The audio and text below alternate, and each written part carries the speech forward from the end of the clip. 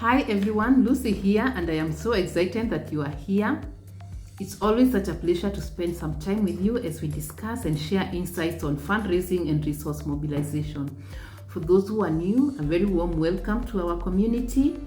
My name is Lucy Njue. I am a certified fundraising executive and a proposal development consultant. You see, despite the dedication and handwork of our fundraisers, our non-profit professionals, our change makers, our founders, the fact remains that we are working under very difficult circumstances in a very complex fundraising landscape. And that is why this channel exists. In this channel, my mission is to transform your mindset. It is to equip you with the resources and the tools that you need so that you can secure funding and have greater impact with what you do.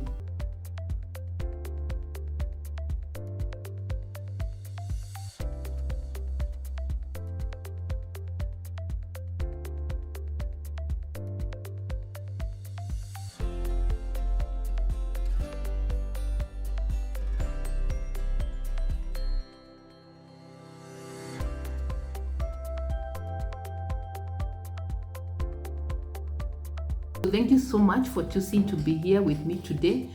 Today we are going to discuss how poor project design can undermine your proposal.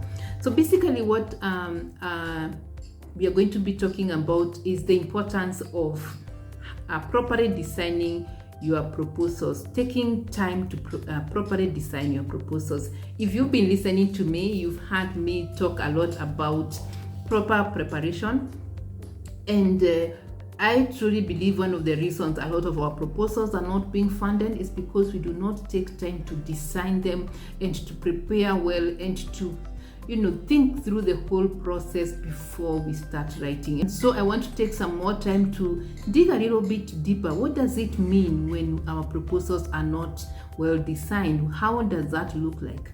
And so one of the things that happens when we do not take time to prepare and to design our proposals is that we end up with theories of change that are not well designed, or we lack good theories of change. So what does this mean? A good theory of change basically helps us and helps the donor to see a clear picture of how you're going to address your problem, and when you address this problem, what happens. So basically it shows the logic flow of how something that was a problem is addressed, showing us the activities or the inputs or what you're going to do. And when you do these activities, what is going to be the output, or what is the immediate result, and how those immediate results are then going to translate to the outcome and the impact that we want. These are things that we really have to sit down and think through. And one person may not be able to think through all these factors. It's important that we sit down as a team and think about a theory of change before we write proposals. And actually, just as a by the way, also remember, as an organization, you need to have a clear theory of change, but that's a topic for another day. But for proposals, it's extremely critical that we start here before we start talking about writing proposals and looking for someone to write. And you must have thought through bare minimum your theory of change. For those who are not very familiar with the theory of change, basically it's a statement or statements that show if we do 1, 2, 3, those are the activities. If we do this, then we are going to have this output or the immediate results, and these immediate results are going to result in 1, 2, 3, 4. So it could read something like this. If we dig a borehole, that's the activity. The community will have a nearby water source, that's the output, thereby increasing access to safe drinking water, that is your outcome, and contributing to reduced waterborne diseases, that is your impact. So it's basically thinking through everything that you do. How does it contribute to the impact? What is the pathway that it takes to contribute to the impact that you want to see? So in a nutshell, That is what it is. If you want to learn more, as you know, I have many courses that you can subscribe to, enroll to, and we will go into details, and I'll help you to figure it out on how to come up with a theory of change. The other common issue you are likely to face if you do not design or you do not take time to design your projects, it is unclear objectives. Now, when you think through the theory of change, you identify the key gaps or challenges that you're going to address, and maybe you choose 3 or 4 because depending on the scale of your project. But we want to have 3 or 4 key problems that we're addressing perhaps, and then out of these, then we want to identify another 3 to 4 objectives, and these objectives need to be linked to your problems. So like I'm trying to show you how you connect. So from your problems, then you derive your objectives. So objectives need to be specific, they need to be measurable, they need to be achievable, they need to be realistic and time bound. So a good SMART objective could read something like, instead of what I see at times, reducing poverty, improving health, we need something very specific. So an example could be something like, increase household income by 20% for 500 families in 12 months through training and micro grants. So you see, it's very specific. It is measurable. We are talking of 500 families. It's achievable. I believe they have thought through and seen it's possible to increase the 20%. You have to be very sure when you talk of increasing 20% income by 20%, what does that really mean? Is it realistic? And for this, it's also very time bound. It's within 12 months. So yes, so it's important that we have clear objectives, and that will only come if you take time to design our projects.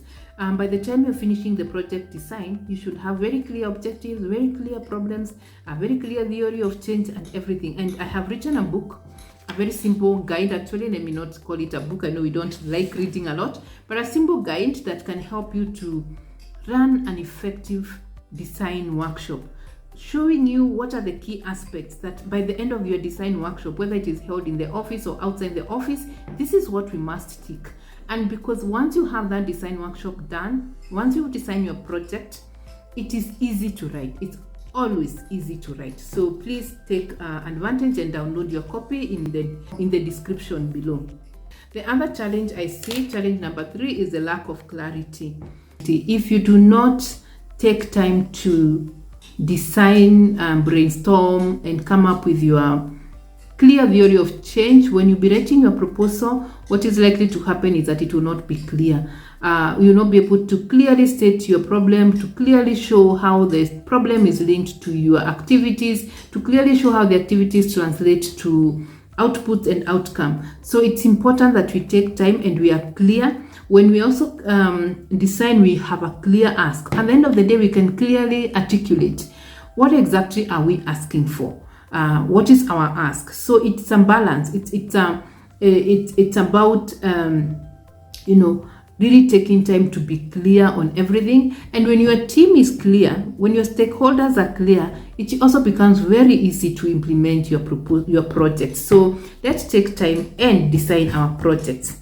The other thing that is likely to happen if you do not take time to design your proposals, is that you're going to have insufficient stakeholder engagement.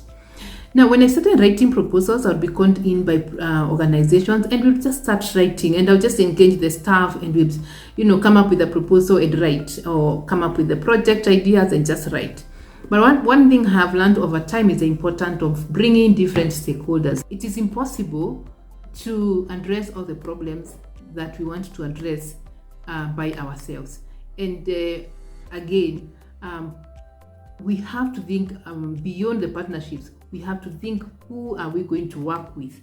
Who are the beneficiaries? The beneficiaries we are planning for this project, are they engaged? Did you get their views? Did you really understand their needs? Maybe you intend to work with the government, not maybe you are working within a government structure, in many cases, not always. But again, is it within the government strategy? Are you engaging the government staff? Are they part and parcel of your project? So it's very important to bring all these different stakeholders the private sector, the community, and actually listen to them.